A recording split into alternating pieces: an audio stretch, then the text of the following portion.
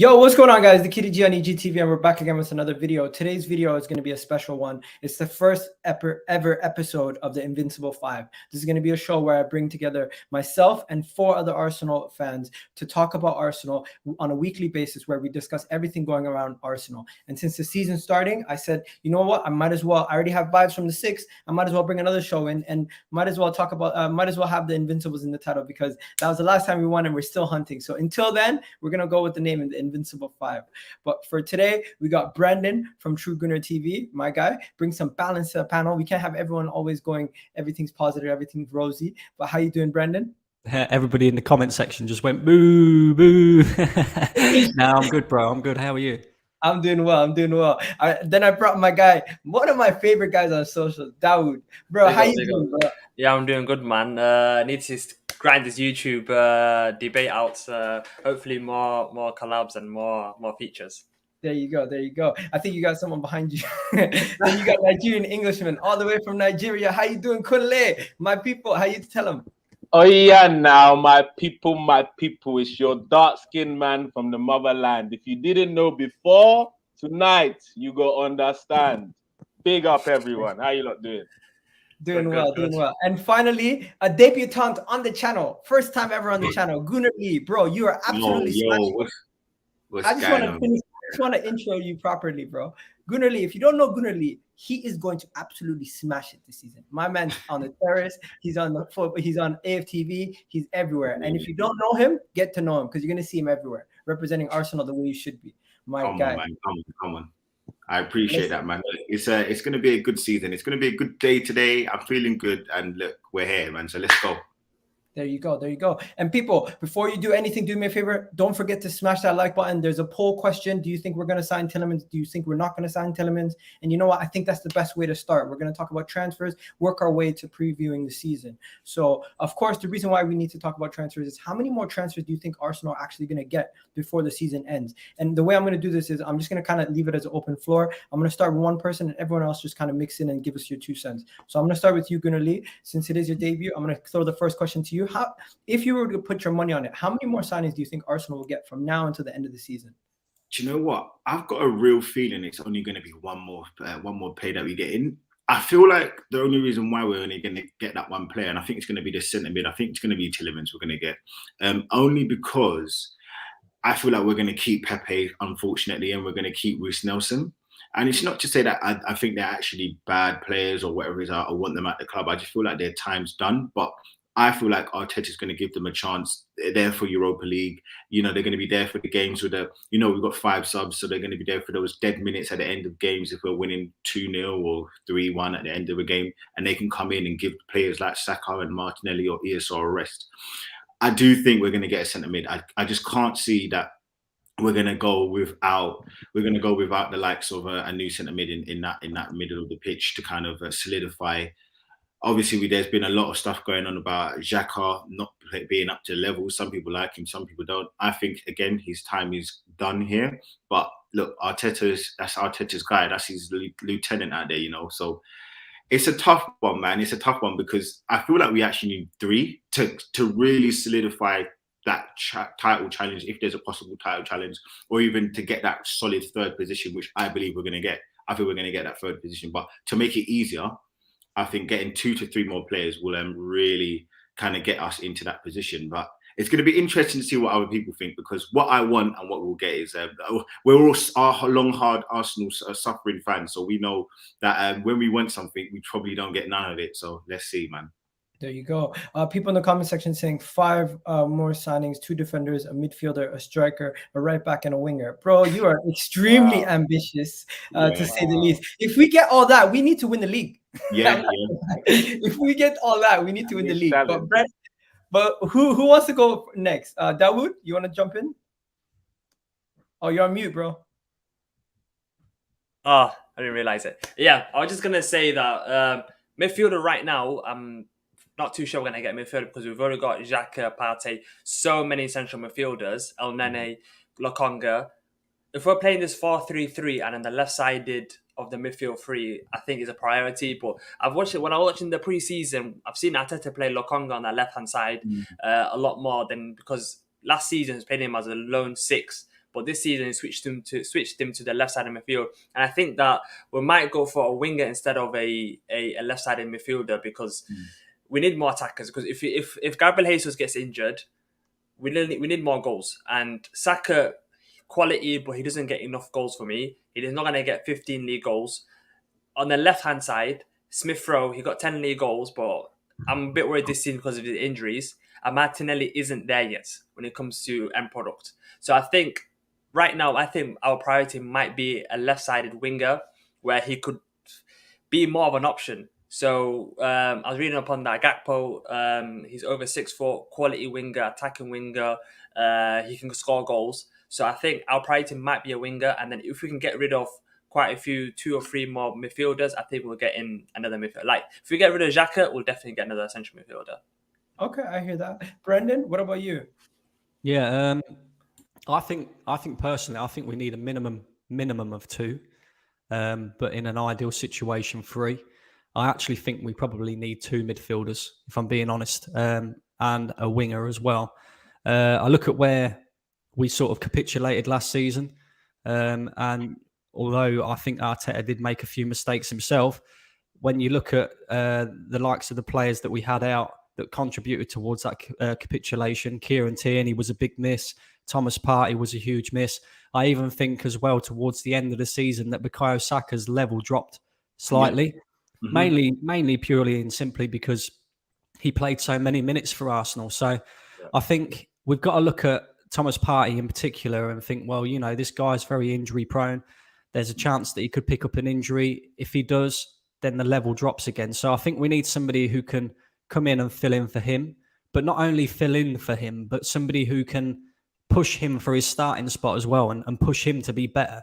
Almost have Thomas Partey in the back of his mind thinking, well, if I get injured, I might not get back into this team. We've sorted out the Kieran Tierney situation. I definitely think we need somebody who can provide competition for places with Bukayo Saka as well and also give him a rest. And I think we 100% need an upgrade on Granit Xhaka. I mean, me and you, Gail, we was both at the Emirates to watch the Sevilla game, and every player on the pitch was very good, including Granit Xhaka. But I noticed with Xhaka that whenever there was a turnover, a possession in the midfield, he's just not got the. He's just not quick enough. He's not got the. How do I put it? Yeah. He's not got the mobility to get back. Yeah, the mobility. And I think we lack that a little bit in midfield in the turnover of play. So I do definitely think that, like Gooner Lee was saying, I think Xhaka's time at Arsenal is possible. You know what? I just wanted to kind of jump in to go back, and I wanted you guys to even think about it as well. But it's interesting you said that because I was talking about it with Robbie, obviously from AFTV yesterday, and I was saying if I had to choose out of one of the 2 people in terms of in terms of the 2 positions, a centre mid or a winger or a wide forward or whatever it is, who would it be? What's the most important one? And I actually said a winger, more so for protection for Saka, because obviously I said that one of my favourite players, obviously in the last couple of years, was actually Jack Wilshere.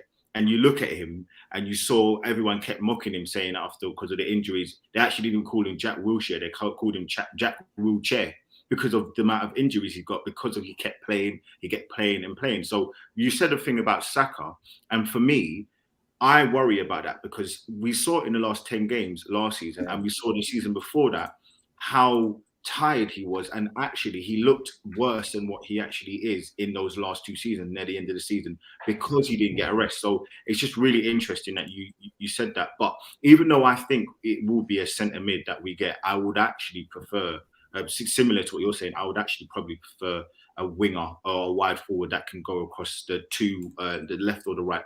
Okay, people in the comment section, let us know, who would you rather have? Would you rather have a winger signing as a priority, or would you rather have a CM, a center mid as your main signing? And what about you, Kunle? What are you saying? Who's more important in your eyes? For me, I think a winger is very important, but ideally, just like the guys have said, I think we need 3 players ideally. That's in an ideal world. But what I do think, if we can get 2 in, we still have enough to secure that top 4. But 3, as they said, will make it comfortable. What about Fabio? Can he play on the wing? I haven't seen that boy play yet, so for me, he's not real. He's not real yet. So let's calm down. So until I see him play, let's calm down. But for me, we actually need Partey cover, a CM, and a winger.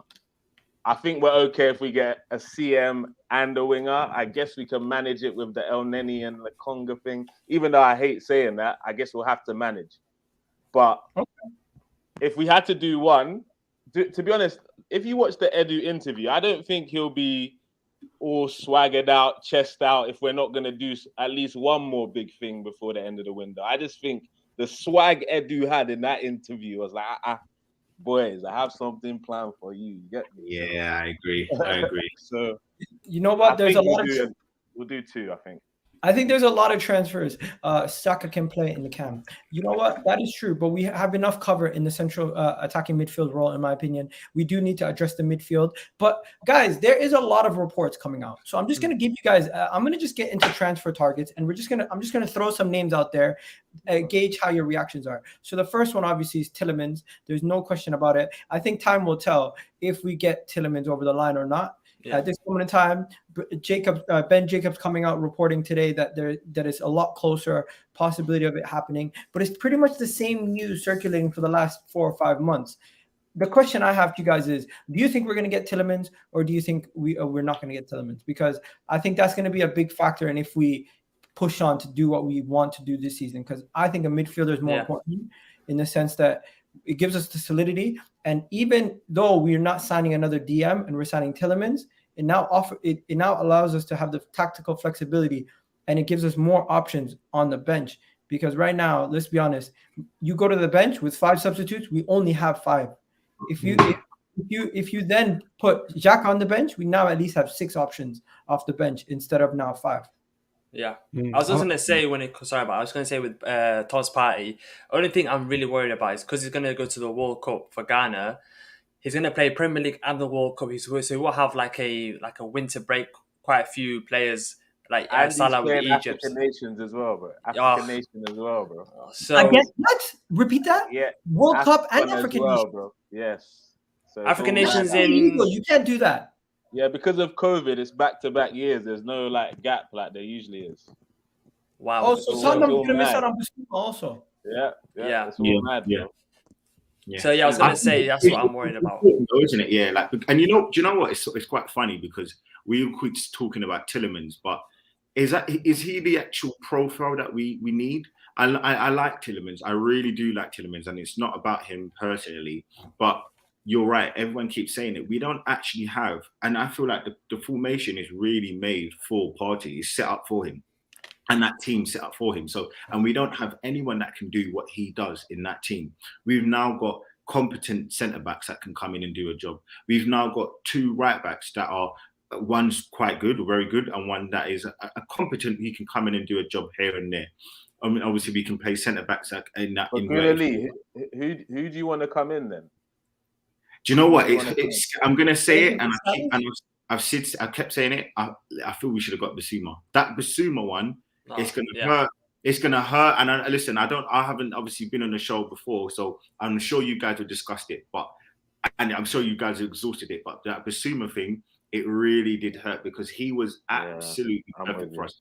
And I feel like not even the player himself, but I feel like the fact that he's quite progressive with his passing, it was so made for us, and I don't get it. But look, we're here now, and if we do get Tielemans, it will probably have to change. The formation might have to change, and we'll probably have to play like El Nene with someone like Tielemans in that double pivot, and then maybe change the formation a little bit, and that's another option. But I am a little bit like, I like Tielemans, but is he that guy? And I feel like what we're going to try and do is try and exhaust teams and pass teams to death. You know, they say like a death by 1,000 passes.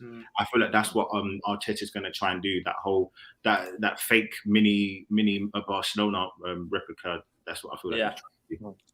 I've got to admit, right? I think if Arsenal was to get, say, one more signing, and it was Tielemans, I think I'd be very underwhelmed with that signing. I don't think Tielemans is our first choice. I think he is a backup option. Otherwise, that deal would probably already be done right now, because it was an easy deal to get done. So I do think we're probably out there looking about, seeing if we can get someone who's a little bit better than Tielemans. No doubt, if we did get Tielemans, he would certainly improve the midfield, a little bit at least. But I would be underwhelmed if it was only Tielemans to come in. I just think, like Gooner Lee was saying, we need that midfield destroyer, that player very similar to Partey, and I'm on the same page. For me, that guy was Bissouma, but we can't change that now. He's gone to Spurs. It is what it is. So we've got to try and find alternatives. Do you think the reason why he didn't come to us because we couldn't offer him first team football? Because I see Bissouma. We just didn't go for him. I see Bissouma as a number 6. I don't think Bissouma will get you goals if he plays on that left hand side of midfield 3. He's not an attacking midfielder. No. You don't think so?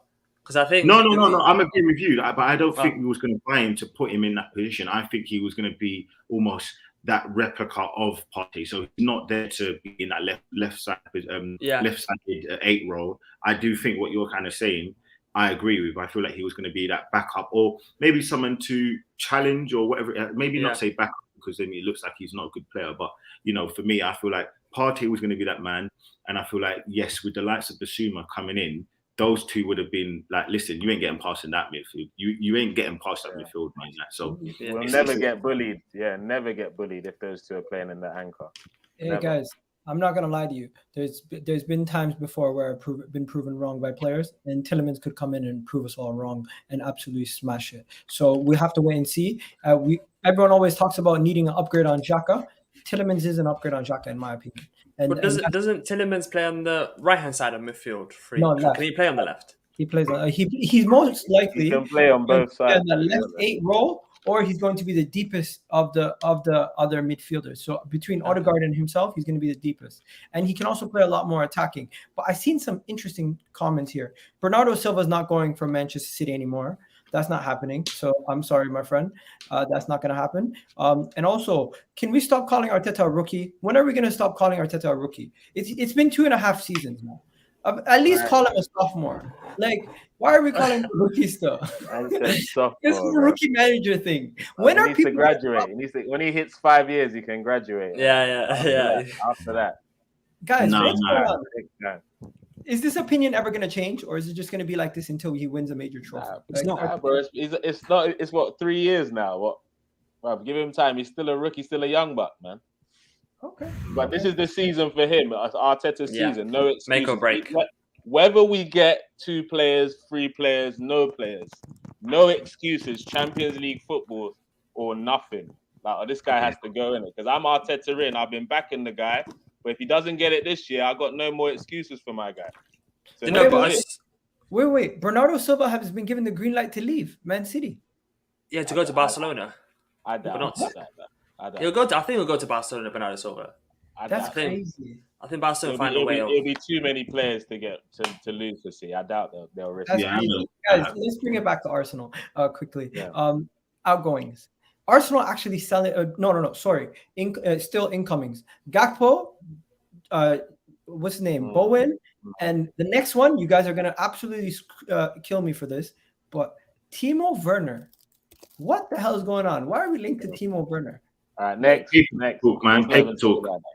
There's no even talk on that one. Paper talk. But you guys, you see this Gakpo talk, yeah. Like, as much as I like, he's a decent player and he's more of an up and coming for me. So that's why I don't want it. The only way I would take him is if you tell me either we get Gakpo or we don't get another winger. That's the only circumstance. So this is the question to everyone on the panel. The current players that we're actually linked to are Jarrod, Bowen, and Gakpo. So if you had to pick which one suits you more, I'm not gonna lie to you. I don't like Jarrod Bowen's overall passing ability and technical ability, but I think he's more suited to what we need. He's another player who can play predominantly on the right. He'll push Saka to the left, and we have a lot of options on the left, where on the right, Pepe's not reliable. Saka's the only option. And if we bring in a Jarrod Bowen, we now have the squad depth to compete at a higher level. Where Gakpo comes in, we're adding another left winger and another potential striker, but I question if he's going to be more of an inside forward like a Mo Salah and less of what we actually need on that left side. But let me know what you guys think. You know what? You see, if Bowen comes, I will back him and I'll get behind it. But the reason I don't want Bowen is because, for me, he's not better than Saka is on the right. So for me to want to push Saka to the left, we've got to sign a player better than Saka on the right for me. That's why I didn't mind the whole Rafinha stuff, because he's better than Saka is on the right now. So moving him to the left, I wouldn't mind that. So for me, if I had to choose between the two, I don't know. One sec. Did you say Jarrod Bowen's better than Saka? No, I said he's not better than Saka on the right. So I don't see a point in buying him and then putting Saka on the left for a player that's not even better than him on the right. Do you get what I mean? Yeah. So, but don't you think though, like the whole, like, he needs competition. Like, you, as much as we like Saka, and I'm not saying that Bowen's the guy. I'm just talking generally. As much as we keep saying that, we know that Saka deserves £150,000 a week, and he is the guy that's been carrying us for the last 2 seasons and a half, probably, and he's the guy that's getting us to the goals, and he's been the talisman. It's not good to just continuously keep doing this and continuously keep relying on him, and it's not good to keep having the pressure on him. He needs to be able to grow at his own stable and sort of linear sort of growth. Whereas what we're doing is we're just putting so much pressure on this guy to consistently perform game in and game out. So yes, it may not be Bowen. I actually like Bowen, by the way. I really like him, but it may not be Bowen that you want. But I do think that we need someone who is a seasoned vet, someone who is 25, 26 and can do it, you know. But the whole Gakpo thing as well is, I'm a little bit, I mean, earlier on, someone said it was underwhelming.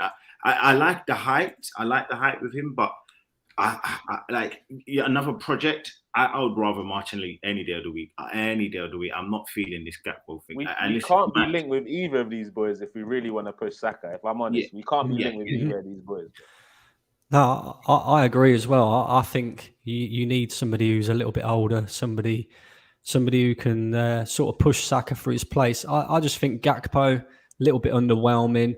You don't really know how the kid's going to settle into the league either. You know, you don't play Premier League football.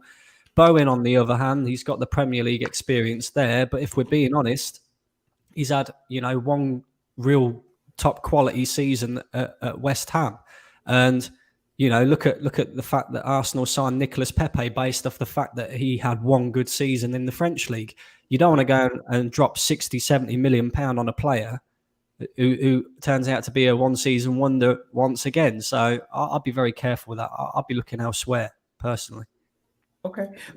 Now, just before we move on and go into the new season, we need to speak about outgoings. Arsenal are finally selling players, people. We're actually selling players. Like, it's not that we're selling them for a lot of money. We're still selling them, though. I'm just happy we're selling them. I would throw a party with the fact that we're getting rid of Torreira. I'm actually happy we're getting money for Leno. And the thing is, you guys are going to be upset, but we're terminating Bellerin's contract, or he's terminating himself, actually. And with the rest of the guys, Ainsley Maitland-Niles might be headed out. Pablo Mari might be headed out for peanuts. We're not getting top dollar, but understand the reason why I feel like this is a good thing is because this might be the last time where you see players leaving for cheap or for nothing, because these are the deadwood players that we're unable to shift out. A lot of the other players that we currently have on the squad, if we try to move them on, they're going to go for top dollar. Gabriel, if he ever moves on, he's going to go for top dollar. Saliba, if he ever moves on, is going to go for top dollar.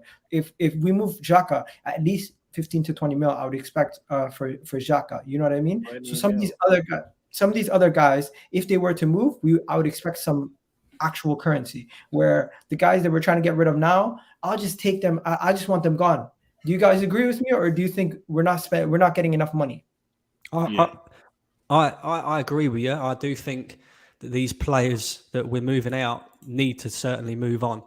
But there is, if there's one area of the transfer market that Arsenal certainly need to improve on, and let's be honest, Arteta and Edu haven't really had that much of a chance to prove to us how good they are at getting a top quality amount of money for a player that's moving on, because we have just, you know, been left with deadwood players. We've been left with overpaid players, so we've had to pay them to leave. So they haven't had that opportunity to prove to us that they can do that side of things as well. I think over the past 2 seasons, Arteta and Edu have made some very good signings, definitely.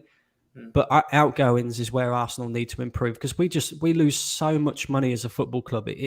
You can't continue this same old cycle of, we're spending £400 million over 3 years, but then we're only recouping, say, I don't know, 50, maybe £100 million. A business can't be run like that. So we need to certainly improve that in that area. But to be fair, it's not only Arsenal guys who's getting this treatment. Every team in the Premier League is getting this treatment now. Don't do that. Don't. No, We've been getting the same thing for years. It's not a new thing.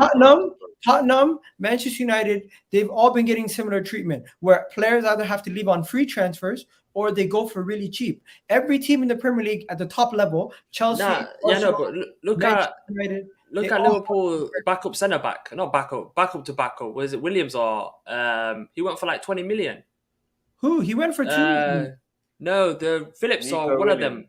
Nico Williams. I swear he went for like 15 or 20 million. Yeah, one of them actually got sold. I'm reading it. They actually got sold for Liverpool know how to sell players. They're different. Rian Brewster went for 20 million as well. Like Liverpool now. Let me rebuttal, Dawood. When it comes to Liverpool and Man City, their fringe players are valued because the team is so good. The fact is, Manchester United, Chelsea, Tottenham, Arsenal try to sell fringe players. You can't sell them for easy. I know, but you can see how many of these Arsenal Deadwood players will get into the top 10 Premier League teams. Bellerin wouldn't get in. There have been occasions where, it was 2 seasons ago, we could have got 15 million from Wolves for the likes of Ainsley Maitland-Niles. What do? We keep him. He then doesn't play, and then we send him along. We send him along to West Brom. That's a stupid thing to do. We could have been. There's been opportunities for us to sell Torreira. What do? We send him alone. There's been opportunities to sell other players as well. And what do? We keep pretending that I swear Torreira that the Fiorentina offered more than we're selling him for now. I swear that's what's happening. Now Fiorentina don't want to buy him anymore.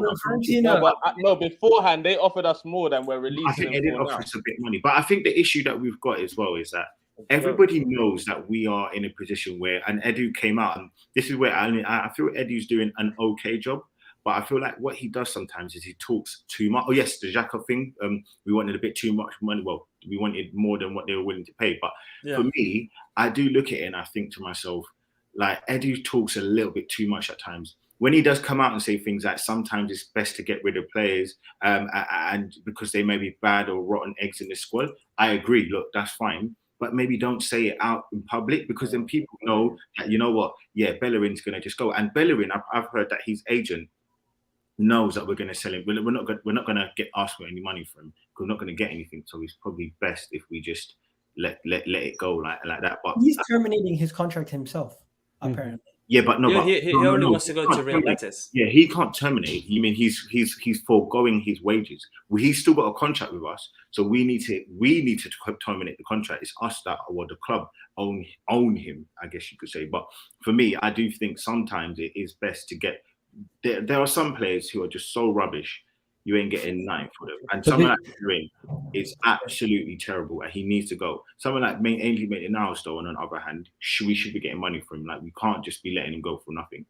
Yeah, but this is where. Let me just read this quickly. We've passed on the Bowen thing, but I definitely do agree. Players coming to Arsenal can take another level from a team like West Ham when you have better quality around you, and he did do that from Hull to West Ham. So I agree, and I personally would take Bowen over Gakpo at this moment in time. But I'm not saying Gakpo is a terrible player. I don't want either, personally. Oh, okay. Go ahead, Brendan. No, I was just going to say this is where the problem lies. Arsenal don't know when to pull the plug on players when it's time for them to leave. Like, look at it, Aubameyang, for example. Aubameyang had come off of, one of the best goal scoring seasons that he'd had at Arsenal.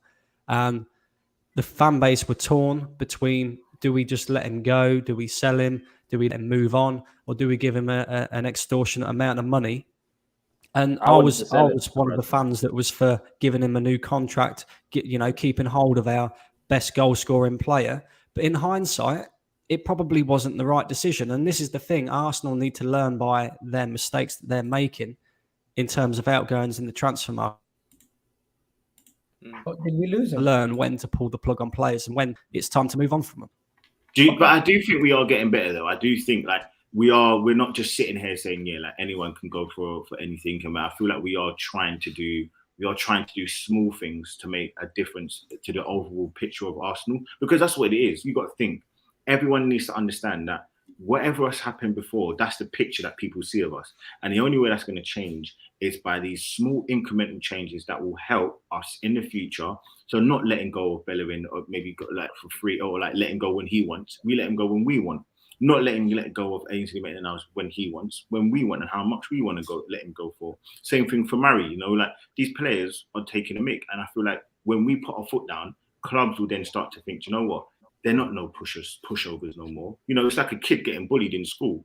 You know, after a while, if he starts or she starts punching back, that kid's gonna know I ain't no chump. Do you know what I mean? And I'm at least if I go out, I'm gonna go out with a fight. Do you know what I mean? Okay, let me just throw some names out there. You guys tell me how much you think we should get and how much we actually might get. Reiss Nelson, how much do you think we should actually get as a club for him? 10 million. Yeah, 10. No, that's crazy. That's crazy. Is that too much? I know he thinks more. I know Gooner Lee thinks we should get No. more. I think I was going to say. Okay. 10 million. Come on, bro. Okay. 8 million plus 2 million, 8 million plus potentially 2 to 5 million in add-ons for Leno. Is that too little or you expect more? That's about... I think it's too little. But okay, do you know what? Just again, before you guys answer this question, because I feel like you guys are going to hear me out with this, with the selling thing. You also have to think players have to have clubs that want them.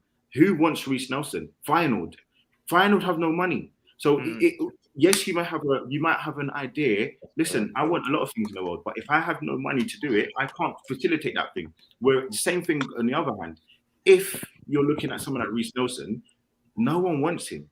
So if no one wants him and Feyenoord have no money or they don't have the money that other clubs have, then you then have to think, okay, well, for that club, what's a good price? And I would say 5 million, 6 million is a good price for them.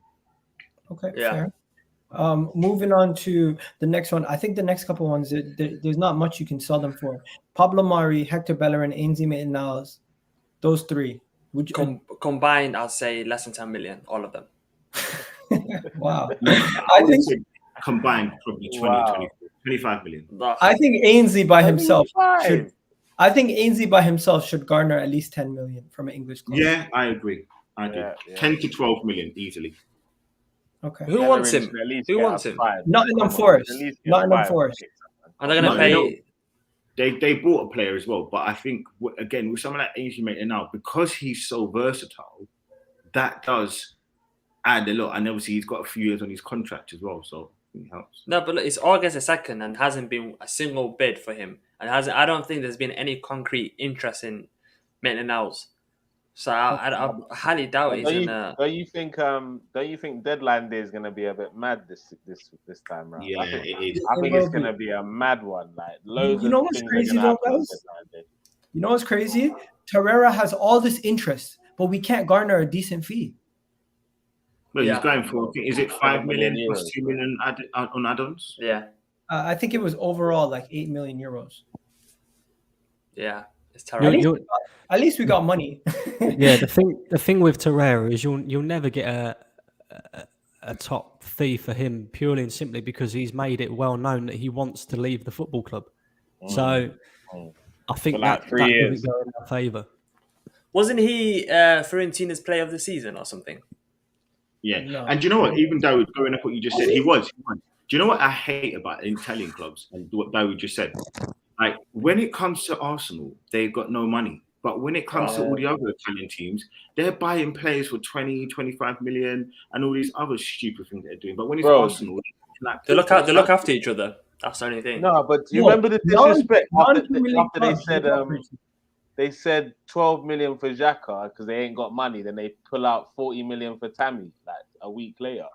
Ridiculous. Yeah. It's priorities. There's like we're doing that with Tielemans. We just paid for Vieira like nothing, but then we've been haggling for Tielemans all summer. But the Tielemans thing. What's going to happen with Tielemans is look, he's going to play the first game of the season for Leicester.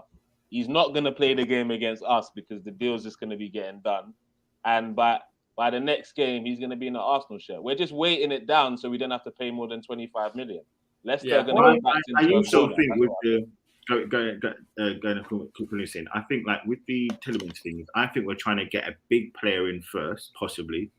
We'll use that money and then we'll just pay the rest and get Tielemans, because Leicester will say, well, you've got money. Why? I want 5-10 million more. Do you know what I mean? Yeah.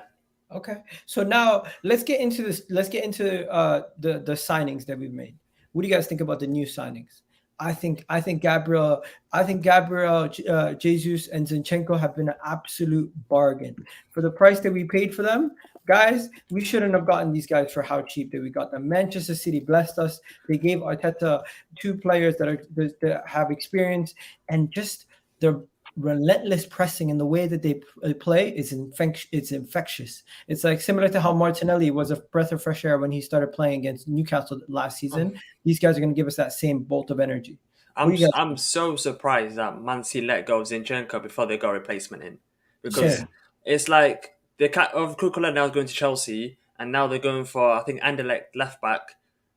It's like Man City usually we were linked. Yeah, I know. Man City are usually like the best, and them and Liverpool when it comes to recruiting players and getting players and selling players. I'm so surprised that they sold us Zinchenko that quick and said, "Oh, let him go." But I think with Pep Guardiola, if a player wants to leave, he usually just lets them go. He never keeps a player that's actually unhappy. Except Bernardo.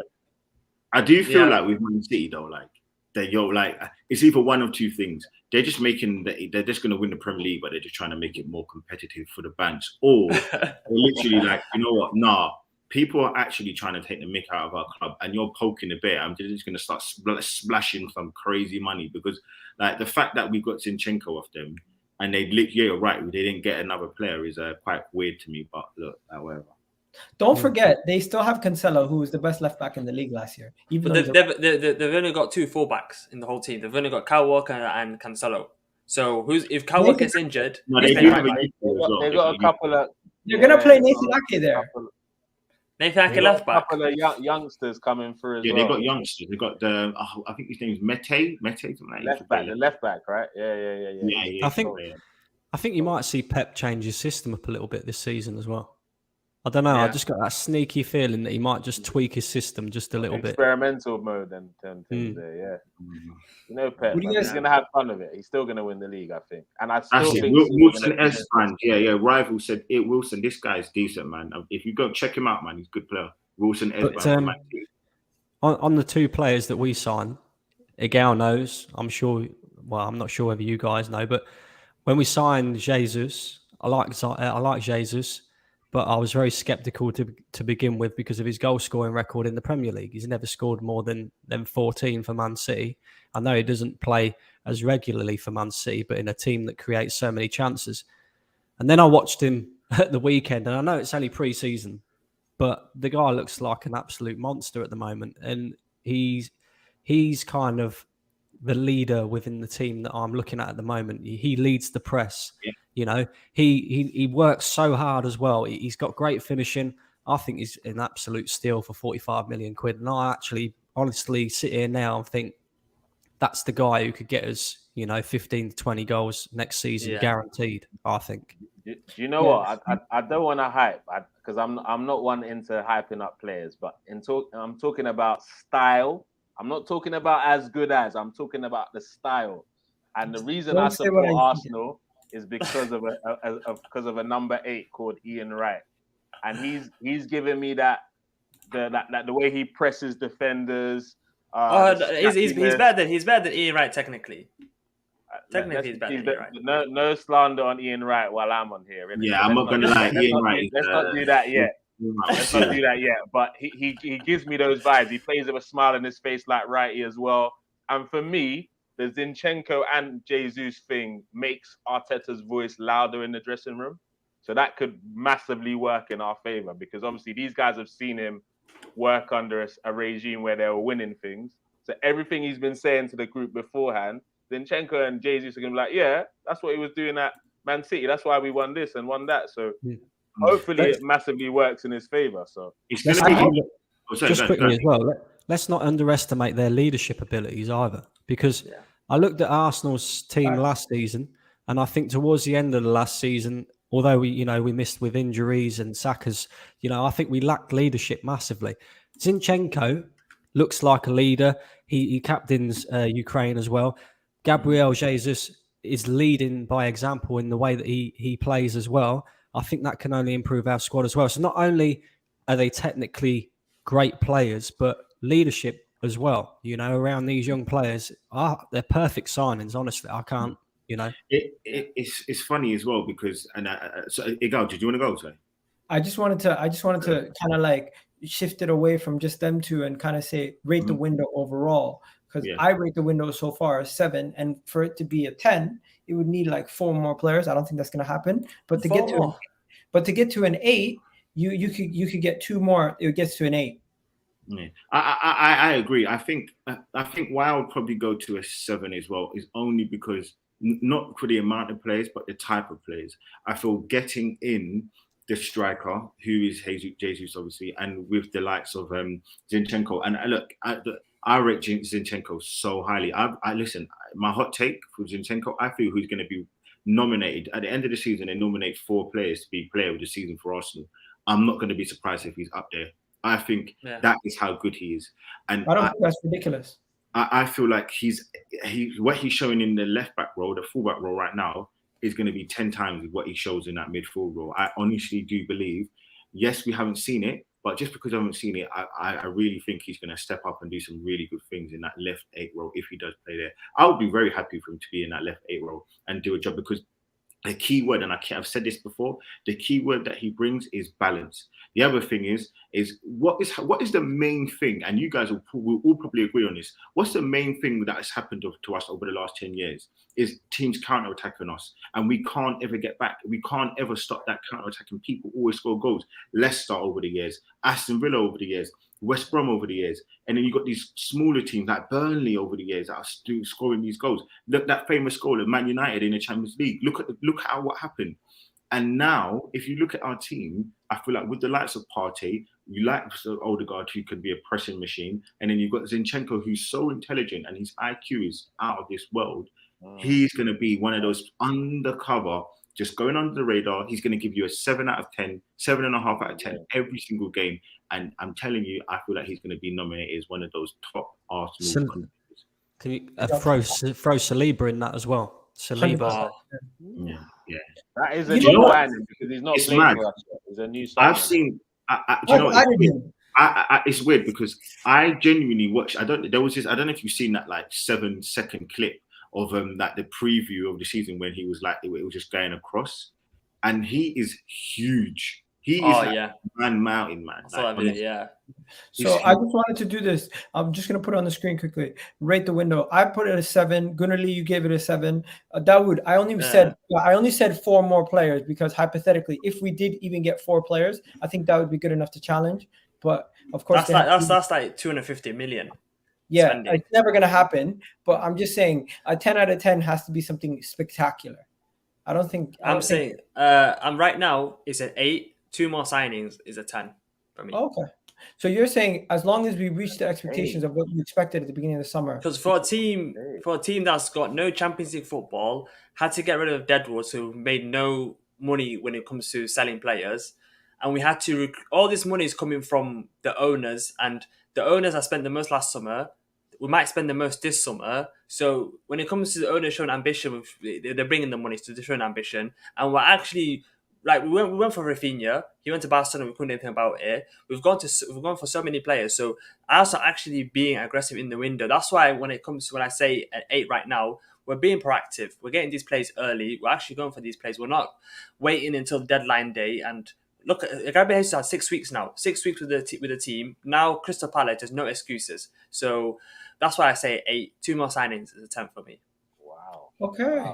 Wow. For me, it's a 5.5, 6 for me. To be honest. 6. Now it's a 6 because we got our business done a little bit early. It's a 6 max, man. If we do 2 more, it's an 8.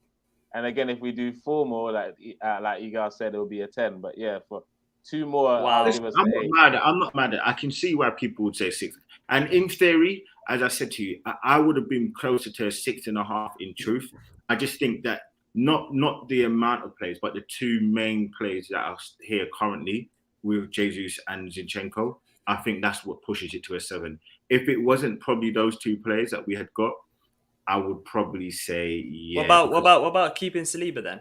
Because everyone's saying that Arteta Saliba had issues and he wasn't going to stay. And Saliba, that's an extra signing. Saliba's getting a new contract, bro. He's not going nowhere. And guys, Bukayo Saka has signed the thing. Don't worry about it. You be patient. I've got to agree as well. I think it's a 6 at the moment. Yeah. The reason I'll tell you the reason why I say that. The reason I say that is because Jesus, great signing. Zinchenko, great signing. Fabio Vieira, I haven't seen him play enough to know what he's going to be like. Well, nobody really knows what he's going to be like in the Premier League. Marquinhos, he's a young man coming in. Again, he's an unknown entity. Of course, keeping Saliba's, good for Arsenal. It's great. Matt Turner, I'm just not sure the guys of the level. And I also look at the holes that we've still got in the squad. I still feel that we need at least 2, if not 3 more signings. I really do. I was going to say, because Wesley Fofana is going to Chelsea and they want 80 million for him. So if Wesley Fofana is worth 80 million and him and Saliba, I'm saying they're on the same level, isn't he a 60, 70 million pound signing, Saliba? Basically. When it comes to caliber of centre-backs. The only thing you got to look at is Fofana's done it in the Premier League. I know Saliba's played in the European competition, but still, I do think the fact that he's played a lot of games and he's played in the Premier League, and maybe I would say that Fofana's played and he's proven at a higher level that he looks quality. Let's not say that Saliba is not at that level, and he can't do that because we've seen him play up against Mbappe and played very well. Let me ask you this. Where does Koulibaly rank in your top 10 in the Premier League right now? Because you're saying we haven't seen him play in the Premier League. I think Koulibaly immediately goes in the top 10 in the Premier League. But he does. We haven't seen him kick a ball. So in the same breath, you can then... What? Potentially top 5 centre-backs. But you can't compare. Okay, so my point is, if he's had 10 years of experience, man, compared to... I'm saying it doesn't matter if you play football, you have the physical stature, you have all the raw talent, everything. You know what? I said this yesterday on a show and they crucified me. I think Saliba has the potential to be one of the best centre-backs in the world. But he's not top 10 right now, though, is he? Koulibaly is not top 5. No, he's not top 5. I said top 10. I said potentially top 5, man. I'm not saying because I've seen him play. I've seen him play in the Champions League. I've seen him play in the Europa League. Yeah. When it comes to playing with the ball, terrible. He's an aggressive centre back. He cannot. He's not. Okay, so because he can't play with the ball, he's not a good centre back. He wouldn't get in Man City. He wouldn't play for Man City. He wouldn't play for Arsenal. Because Chelsea don't. Chelsea in the back 3. He's better than Ben White, bro. He's better than Ben White. Hold on a second. Hold on, because I think we're going a bit crazy here. He's better than Saliba right now as well. We're gonna have to move on, guys, because we're spending too much time on the transfers. But because the season, this guy's saying Saliba's better than what's it called, Koulibaly right now. I would rather have Saliba right now than Koulibaly. Because other week.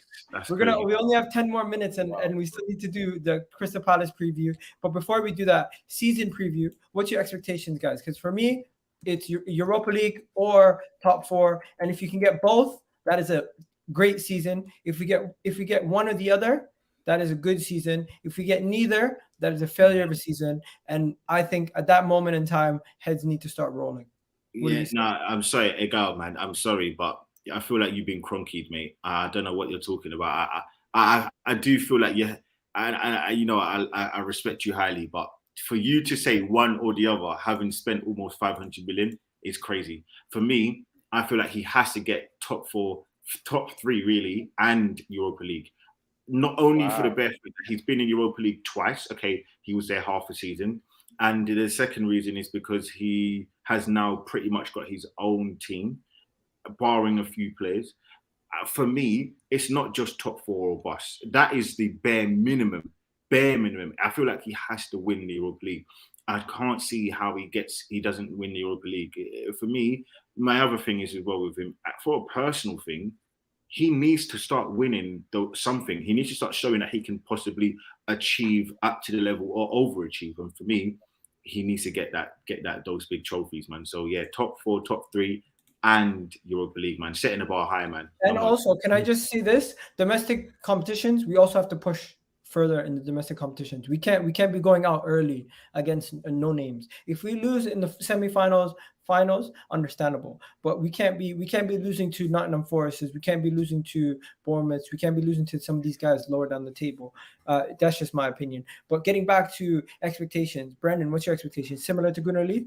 High expectations. It has to be. It has to be. This board and the manager have spent nearly £400 million. They need that. Expectation has to be high for Arsenal this season. He's pretty much transitioned an entire squad, and he has all of his own players now. So top 4 is an absolute must. And I agree with Gooner Lee as well. I want to see a trophy, whether that be Europa League. I think we need to go very far in Europa League, if not win the Europa League. But if we don't win the Europa League, then I want to see a domestic trophy as well. In my eyes, Arteta has been heavily backed. And now is the time that he needs to start giving back. He's been trusted by the fans. Sometimes, that trust for me has been a little bit too much. I think the fans have not questioned him as much as what they should have done. But he's been heavily backed by the fans. He's been heavily backed by the owners and the board. And now it's time for him to prove his worth and to give back. That's what I think. What about this, guys? Gooner Lee, do you agree with this one? Get top 4 and win an FA Cup or Europa. Would you be happy with silverware and top 4? Yeah, but I feel like Europa League, he has to crack that. He's done the FA Cup now. So I feel just to get us that European pedigree, we've not won a major trophy in Europe for many, many years. And everyone says that we have no European history. But for me, I just feel like that Europa League, that seems like his level. So he needs to now show. What is the point of us getting in the Champions League if we can't even win Europa League? What is the point? It makes absolutely no sense to me. So for me, you can't keep bringing these excuses, man. And listen, I want Arteta to do well. I'm here to say that I'm not an Arteta out or Arteta in. I'm not here all that rubbish. I want him to do well. But you also need to give a little bit back, man. You can't just sit there and keep saying, oh, I'm going to allow myself to just get the top 4 and just scrape into the top 4. Because what you're basically saying in so many words is we're going to spend 400 million just to get 4th. That's absolutely ludicrous. It's crazy. Okay. I mean, it makes no sense. Gooner Lee, I hear you. I'm just going to say this. If he gets top 4 and gets us the Europa League, he will go down as one of Arsenal's best managers of the last decade after Arsene Wenger and obviously George Graham. It's not that hard, to be fair. It's not that hard, but it's not ridiculous. Go ahead. What are you saying, my guy? Kunle, and then we'll go to David. I like peace. So I look at Arteta from a different eye to the ones that most fans look at him. Look, my grievances with Arteta is basically with the board, innit? So I look at Arteta differently. So I don't judge him as like other managers. I look at him, look, what is this guy, 3 years in a managerial career, what is he capable of? For me, minimum, if he has to win the Europa League, and I'll allow him to finish minimum 5th. But what he should do is top 4 and a trophy. That's what I want. But you know what? You've joined my end. He can keep his job if he gets 5th in Europa League. But what he should be doing is top 4 and a trophy. That's what I expect. Top 4 and a trophy. Please tell me you have similar expectations to myself. You're not going to keep him in the job if he doesn't get either, right? No, if he doesn't get Champions League, he needs to leave. Everyone knows that. We can all agree on that. If he doesn't get Champions League, he needs to leave. But when it comes to getting 3rd and winning the Europa League, that's, I think, too ambitious. Because if Chelsea right now, they're not getting top 4, I believe. But if they get Fofana, Frankie de Jong, and Cucurella, that changes everything. Yeah, completely changes everything. And Spurs looking strong. I'm not sure. Spurs, we don't know yet. We have to see them. So them 4 teams look pretty strong. So all I'm saying is 5th, strong 5th, not like in around like the top 4 is way ahead of us. I'm talking about a strong 5th, closer to 4th, and closer to Chelsea and Tottenham, and comfortably win the Europa League. Because if we don't comfortably win the Europa League, it's like what is it? Because I saw, just to say one thing, there was the guy on Sky Sports that interviewed Edu, that famous interview that I did last week. He said that after the interview, Edu said to him that finishing top four would have been a year ahead of schedule. So the board, the owners, everything really weren't disappointed that we didn't get Champions League, because they knew if we got Champions League, we probably would have been out like in the last 16 straight away, because our team would have been strong enough. So investing this summer, improving the team, getting Champions League, and then next year spend another 150 million, and then actually solidifying the top four and being close to City and Liverpool, then I think next year we'll be ready for Champions League. So Europa League is a must. We have to win the Europa League. Okay, and then guys, we need to do our predictions for the Crystal Palace game. But before we do our predictions for the Crystal Palace game, we're gonna kind of do them in a conjunction of the next 5 games. We have Crystal Palace, Leicester, Bournemouth, Fulham, and Aston Villa. First, we're gonna look at the Crystal Palace game. Crystal Palace away. How's everyone feeling going into that game? I feel like we're very prepared, and I think we should go and get the 3 points. I think anything less than 3 points is an utter embarrassment. It's going to be under the spotlights. And I had Babs on yesterday, and he kind of got me gassed by talking about revenge tour. This is a revenge tour of the end of last season, going out, showing everybody we mean business. Even all the friends and that we all have, everyone I speak to is telling me Gabriel Jesus means business. I even asked one of my friend who's a United fan. I'm like, would you say that on camera? He's like, no, never, because I don't want to big up Arsenal. But they know we mean business. If we can win our first 5 games, and it starts with that Crystal Palace game, and get 15 out of 15 for these games, it's not ridiculous. It is not ridiculous. I could see us going 15 out of 15 for our next 5 games. What do you guys think? Pressure's on. It's all right doing it in pre-season. Crystal Palace game is pressure on time. We need to pick up maximum points in that. And I agree with you, Miguel. I think we got Manchester United. Is it after them first 5 games? I think them first 5 games, we should be picking up maximum points, or at least going undefeated at the very, very least. At least 13 points. At least. Give me your score predictions also for Crystal Palace away, because my score prediction, you guys might think I'm crazy, but I think we're going to do what they did to us. We're going to win 3-0. We're going to go to their yard, and we're going to make them hold 3, because what they did to us last season, we're going to have that in our minds, and I think we're going to make a statement to everyone. Friday night football, everyone's going to be watching Arsenal to see if we fail, and we're going to show up, bag a bunch of goals, and walk out of Crystal Palace with the 3 points and 3 goals. It's top of the table. You're right. It's got to be a statement victory, I think.